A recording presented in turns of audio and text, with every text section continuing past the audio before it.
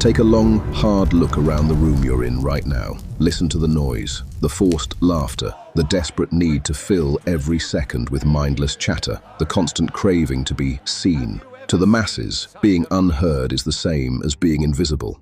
They treat silence like a dark room they're terrified to enter, so they create noise just to prove they still exist. But then, there's you. You sit in the corner of the office or at the edge of the dinner table, and you say, nothing. You're not shy. You're not awkward.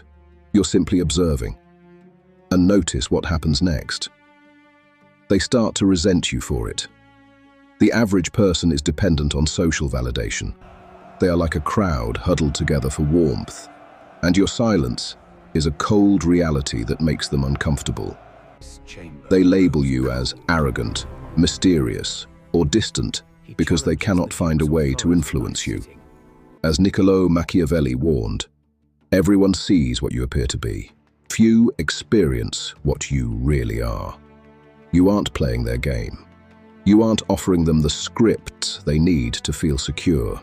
Think of it this way. In any environment, the loudest voice is the one most easily distracted.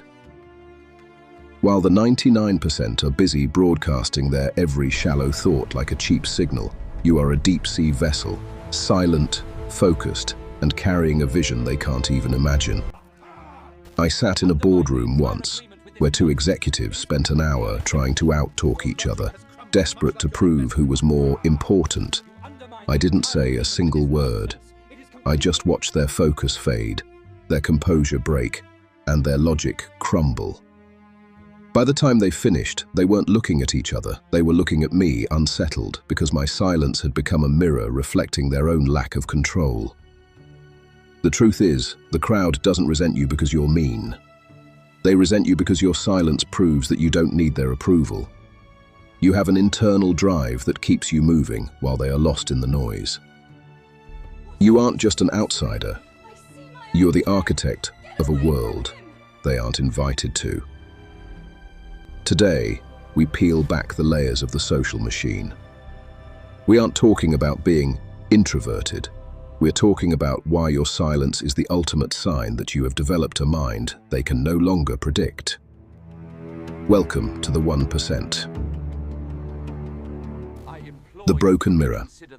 Have you ever noticed the tension in someone's eyes when they tell a story and you don't react? Or the way they stumble over their words when they gossip and you respond with nothing but a steady, calm stare? In those moments, you aren't just being quiet. You are breaking a social rule. You are refusing to be their mirror.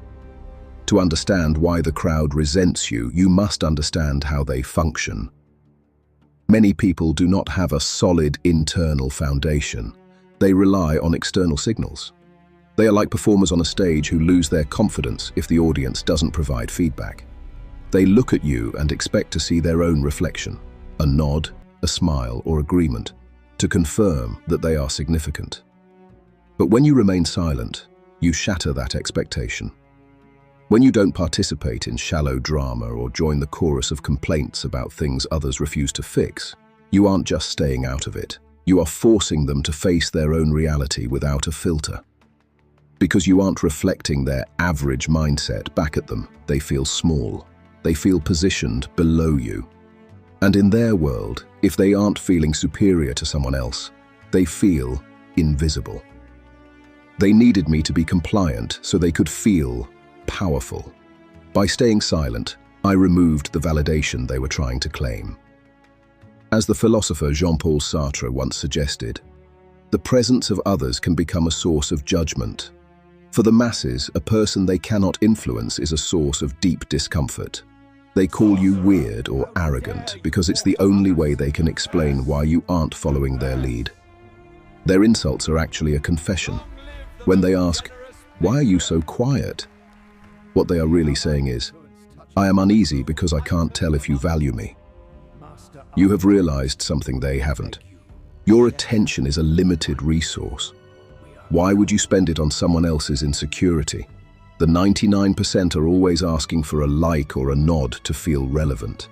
But the architect is the source. You don't hand out your energy for free just to make an insecure person feel important. They want you to be a mirror so they can keep ignoring their own flaws. But you have become an unshakable wall. And there is nothing more unsettling to a hollow mind than a wall they cannot move and a thought process they cannot enter. The unpredictable variable. There is a specific kind of discomfort that fills a room when a person refuses to speak. It's not the silence itself, it's the lack of data. You see, the average person is an open book with large print. They broadcast their insecurities, their desires, and their next moves through constant noise. Because they are predictable, they are easily managed. Because they are easily managed, they feel safe to the crowd. But you are a locked vault in a room full of glass boxes. In the eyes of the crowd, your silence isn't a virtue. It is a tactical advantage they don't possess. To the 99%, knowledge is comfort. When they know what you're thinking, they feel superior because they can categorize you. They can place you in a box labeled friend, rival, or follower. But when you say nothing, they cannot find your weakness. They don't know if you are observing them, planning your next move, or simply ignoring their trivialities. And that lack of knowledge creates a cold, creeping sensation that you are positioned above them. I once worked with a manager who used loudness as his only tool. He would raise his voice to show his authority, thinking it made him look superior. Everyone else argued back or grew quiet in fear. I just stood there watching him, offering no emotional reaction. My lack of noise made him realize he had no influence over me. By the end of the week, he was avoiding eye contact with me. Why? Because he couldn't predict how I would respond, and in his world, what you can't predict, you can't control. This is why the crowd labels you as secretive or untrustworthy. It's a defense mechanism. By calling you weird, they are trying to reclaim the power your silence took from them. They want to force you to justify yourself, to speak up, to show your hand. They want you to come back down to their level where things are loud, messy, and predictable. Robert Greene, in The 48 Laws of Power, writes, "The more you say, the more likely you are to say something foolish." While they are busy being open books, you are building a system in the background. You aren't being antisocial, you are being untrackable. They are the sheep in the field, visible and vocal to everyone. You are the silent force moving with purpose. You aren't just an observer, you are an unpredictable variable in their shallow equation. And nothing is more unsettling to an average mind than a variable they cannot solve. Stay silent, stay unpredictable. Let them call you a mystery. It only proves they know you're ahead. The herd's fragile peace. In the wild, there is a reason sheep huddle together. It isn't because they like each other, it's because they are collectively afraid. The herd provides a false peace, a bubble of safety where everyone agrees to be equally average, equally loud, and equally blind. But then there is the person who stands 10 feet away, silent, just watching the gate. That person is you. And to the herd, your distance feels like an insult. To the 99%, fitting in is a survival mechanism.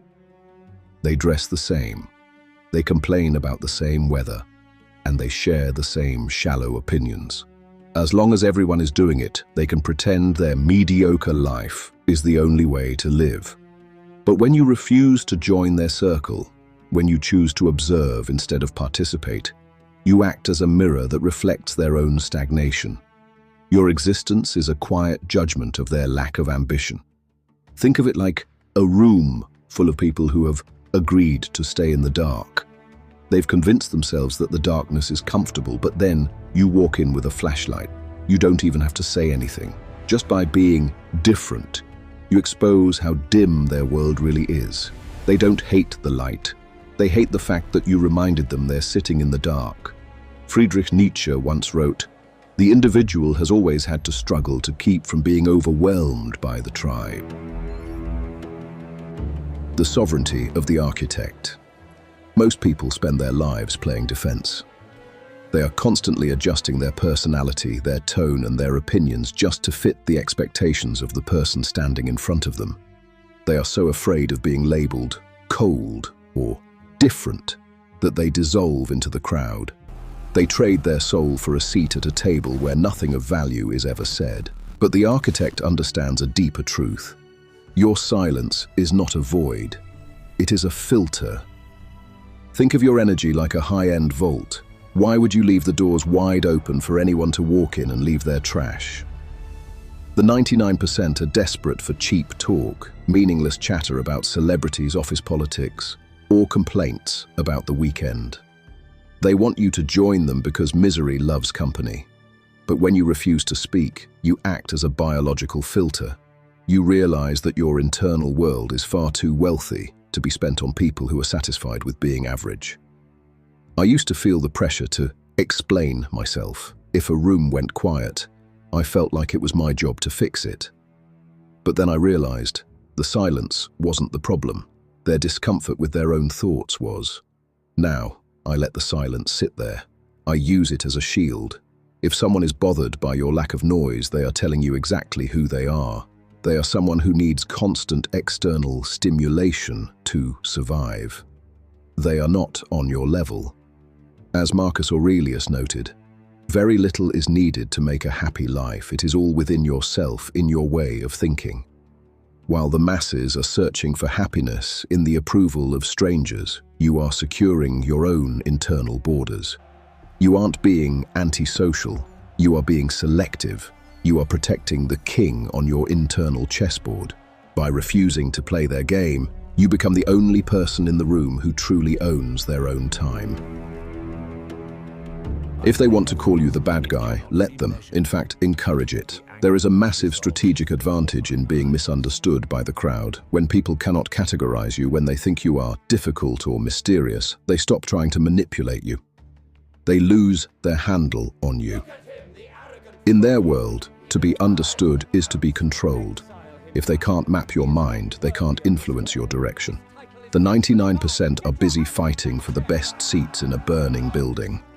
They are arguing over titles, likes, and tiny bits of social power that will vanish in a year.